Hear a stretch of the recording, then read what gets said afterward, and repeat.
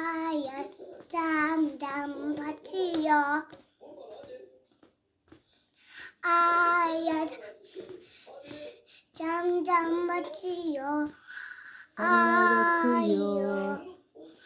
Hayat yağmur yağıyor. Hayat kar yağıyor. Şehir açıyor.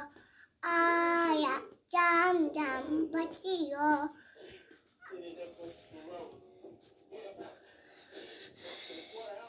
Arap kızı camdan bakıyor. Yağmur yağıyor. Yağmur yağıyor.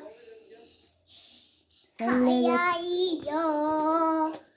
Hayat camdan batıyor. Hayat camdan batıyor. Anne ben çek. çekiyorum.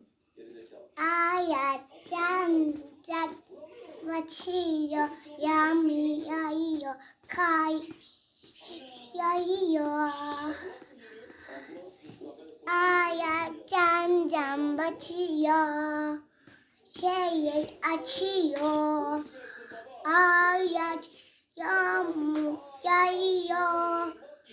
Kar yağıyor. Kar yağıyor. Şehir açıyor. Hayat uyandı. Hayat camdan batıyor. Kar yağıyor. Hayat tut değiyor. Şehir açıyor.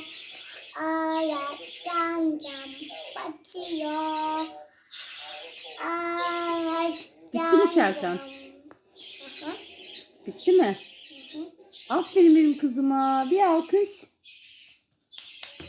Anne, şimdi dedi şu.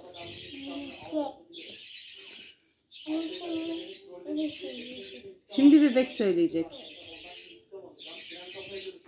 Hı. Söylüyor. Söylemiyor mu? Aha.